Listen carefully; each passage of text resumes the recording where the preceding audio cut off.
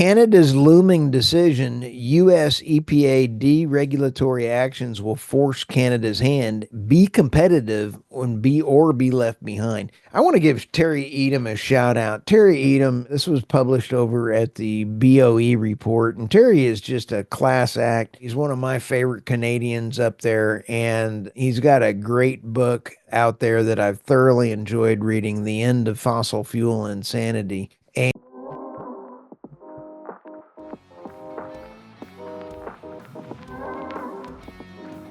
Hello, everybody. Welcome to the Energy News Beat Daily Stand Up. My name's Stu Turley, President and CEO of the Sandstone Group. It is just fun on the news desk today. Let's take a look. Today is March 25th, and our first story coming around the corner, coal, baby. This is by Robert Bryce Substack, and we highly recommend his Substack. British oil sector hinges on Shell's future. There's a lot to this story. Heathrow blackout after substation fire highlights infrastructure vulnerability. This is something that Michael and I talked about yesterday's show, but there's some updates in there. And as I talked about it this morning on the Energy Realities podcast with David Blackmon, Irina Slav, and Tammy Nemeth, there were some things in there that I wanted to highlight. And next story up, Canada's looming decision, U.S. EPA deregulatory actions will force Canada's hand. Either be competitive or be left behind. And this is from one of the great friends of the show, Terry Edom. I've interviewed him several times. He is a great author. You're going to enjoy that article. And last, from David Blackmon, Tesla could be on the brink of a Blackberry moment.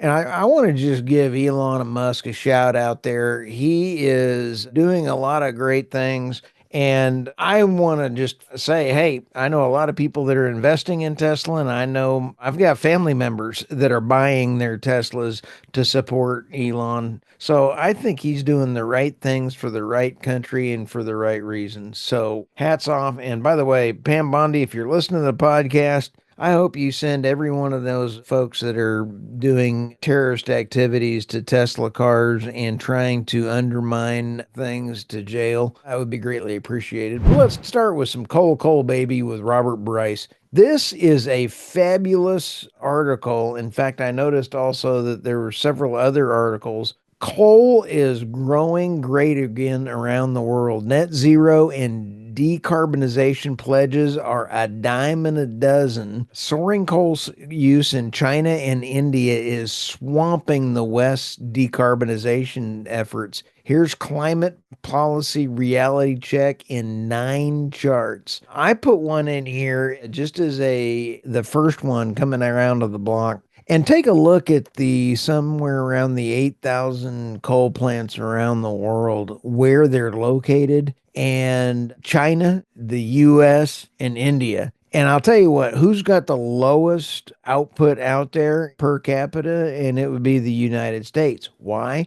Because we put extra technology on our coal plants that the others don't. So California has an aggressive carbonization. It's committed to just and equitable transition to carbon neutrality by 2045. Making that happen, said, will require significant reductions in greenhouse gas emissions. Here's where the hypocrisy comes for California. 60% of their oil that they import comes from foreign sources, including Iraq and Iran. And it just came out that Iran is selling oil through Iraq because of sanctions. So, this is just absolutely horrific. And you take a look at China's electric demand growth since 2022. To quote Robert Bryce, is gobsmacking. Canada is 633.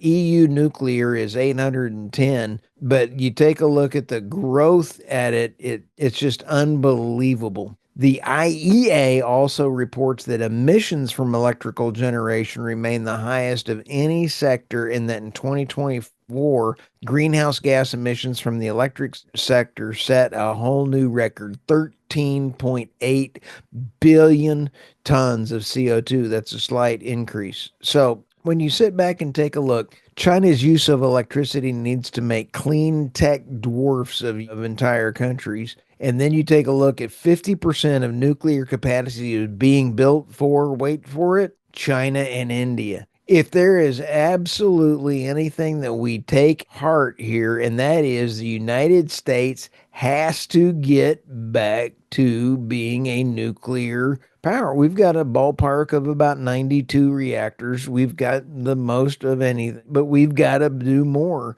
China and India emissions are the real story here. CO2 emission in the sixth largest economy.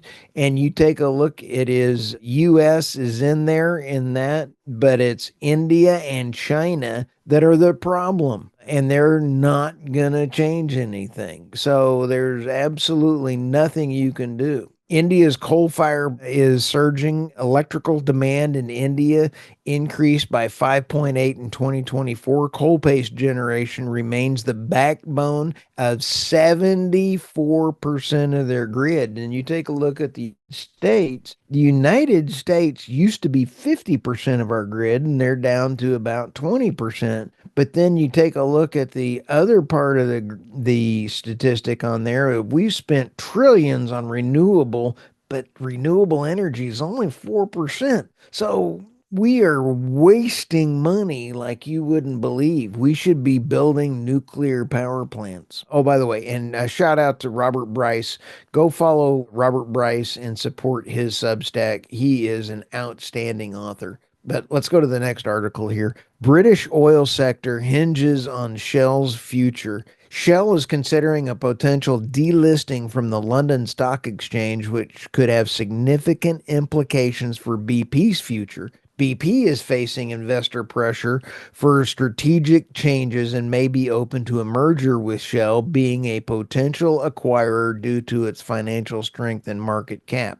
BP has also been rumored that it may want to leave the BP and, the UK. And if you take a look at what would happen if the EUK lost their two biggest oil companies, it would actually be a disaster. Energy security starts at home. And if you have no oil and gas companies, you will not be able to guarantee petrochemicals. You will not be able to guarantee anything. What happens if you get sanctioned on something? It is going to be absolutely a horrific end to the UK if this happens. The UK government, however, will be wishing for Shell to stay put as it looks to Europe's biggest oil and gas company to save the British crown jewel BP as Shell moved its headquarters to The Hague in London in 2022. All this will be pretty interesting. If both of them stay, I would not stay in the UK based on what their energy policies are, the way their government is running. I would absolutely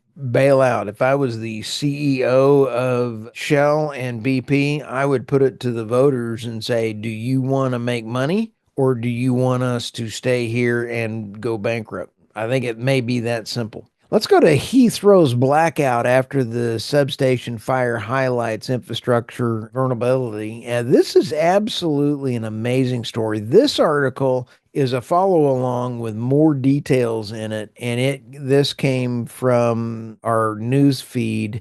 And let's see, Watt Logic, I believe, is the author on this, and they did an outstanding job. In fact, this entire substation debacle really points out that green energy policies, when forced to be implemented, will cause life-changing or life-catastrophic events. And this is just plain, basically criminal when you sit back and think diesel generators had been there in the past and could run Heathrow Airport for hours and if not days until they could get switched. But then they were trying to get these switched over to other grid segments. This is not rocket science. This is not Elon trying to send up something on SpaceX. This is just simple, basic backup to grid. And this exemplifies what's going on in the UK with their energy policies and their grid. Their grid is going to have catastrophic failure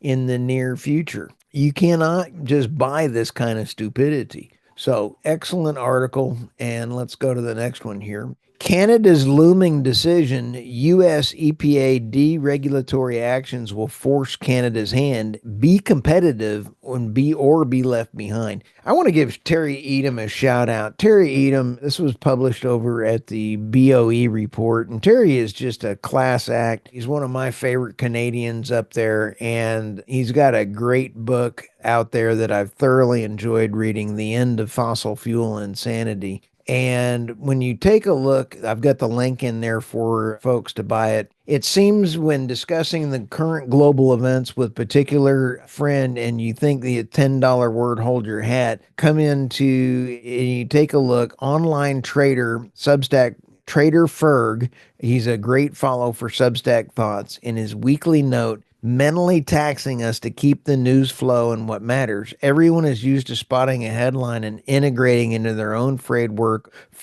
of how the world works. Higher up the ladder you go, geopolitically speaking, it's easier because, well, that's who controls the frameworks in our society. That's also who controls the news. We have developed expectations, for better or worse, how the EU will act to something, or Russia, or China, or the US. And then Trump gets elected and nobody knows what he's going to do, which is why he is a great leader for the United States. We don't want status quo. We want things different. So there's no simple answers anymore. But let's talk a bit in time 5 years ago when Greta roamed the land, touching foreheads and curing the lame. It was a wild time for energy, particularly hard for energy writers. Describing the energy world over the past decade has required more bombastic language, which is no fun, because no one wants to be the next tabloid or canceled. And I'm tired of being canceled, but Google and YouTube shut you down. I've even been shut down on LinkedIn, and this is just absolutely fun. Terry goes further on to say Alex Epstein does an excellent job of clarifying what many Zeldin bullet points actually mean, but there are too many to go through with significant energy policy repercussions, but few are noteworthy for their significance. One of the Zeldin bullets sounds like a sci-fi book, reconsideration of the 2009 endangerment finding. This ruling is being reconsidered, declared that greenhouse gases qualified pollutants under the Clean Air Act. This is where it's all about, and this is what is going on. They're no longer defining CO2 as a pollutant and mandatory for the United States EPA to go forth and ruin people's lives is critical. Terry's point in this article is Canada's productivity has been falling relative to other large industrial economies because of being insufficient capital investment. Nobody wants to invest in Canada when you've got left-leaning policies. Money is going to go where you have great leaders. And Trump has brought trillions of dollars of investment into the United States with the promises of less regulatory actions. So Canada is either going to continue going down the left-wing job, and we've got the World Economic Forum approved leader coming in replacing Trudeau. You're either going to keep going down that road and you're not going to get any investments. It's going to be a tough ride for Canada. So anyway, an outstanding article. Let's roll to the last story here from David Blackmon. David Blackmon, Tesla could be on the brink of a Blackberry moment. And again, before I delve into this article, I want to give Steve Reese a shout out. He's the sponsor of the Daily Energy Newsbeat stand-up podcast, and I'm looking forward to interviewing him here real soon. Going to be in person, and we're going to have an absolute blast. But if you are in the energy space and you are needing to put in a power plant, or you need to go to energy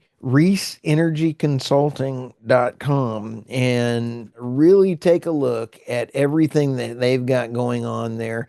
They can save you money. When you take a look at your advantage for the midstream starts with Reese Energy Consulting. Natural gas, NGLs, and midstream, please give them a call. Also, we have a huge job issue coming around the corner, and that job issue coming around the corner is training. Reese Energy Consulting has got great training. So let's go to this last story by David Blackmon. This was over, I believe, on the Daily Caller. David is an outstanding author. This article and ongoing narrative impacts Tesla's business fortunes are signs of how much Elon is sacrificing as he heads up the Doge operation for the Trump team. The Blackberry moment analogy refers to Blackberry communications device which dominated the personal handheld market for a decade until 2007 when Apple introduced the first iPhone. Blackberry, having failed to properly assess the market and innovate to take advantage of evolving technologies, suffered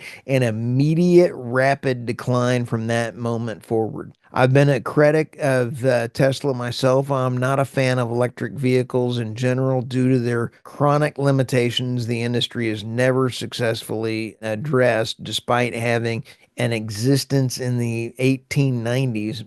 Go figure that one out. Relevant to this analogy, I wrote a piece in 2023. But here's where I believe that Tesla's current 766 billion market cap is a 50% decline from the company's value just 3 months ago. And I think this is just a short dip. I do not give investment advice. However, this seems to be the bottom and a good buy. Everyone I am talking to is buying a Tesla. Everyone that I want talk to knows that you sit back, and even Gutfeld and Tyrus on who is Planet Tyrus at Planet Tyrus on X, who follows me, which is kind of cool. But when you sit back and kind of go, they were even saying with the robotics, the auto driving, and everything else, Tesla is a great buy right now. And I firmly believe that Elon is doing some great things there. So I applaud David for his article. Tesla is definitely under siege and far from healthy, but rumors of its impending demise seem wildly overstated. I think that when Americans realize that they could be at 90 years old and then have a Tesla and keep their license longer because of its auto driving characteristics, I think that's going to be selling a lot of Teslas in its own right. So you sit back and think about this. My father-in-law, who is having some health issues, calls Tesla, and the Come To feature comes and picks him up when he goes shopping. That is phenomenal. So there is so much going on at Tesla. I still think that Tesla will be the America's electronic car. And I love the Tesla houses, love the Tesla roof, and everything else he's got going on. So with that, like, subscribe, share, read this to your pets, and we sure appreciate everybody. Go to energynewsbeat.co or go to theenergynewsbeat.substack, and look forward to speaking to you all soon. Have a great day.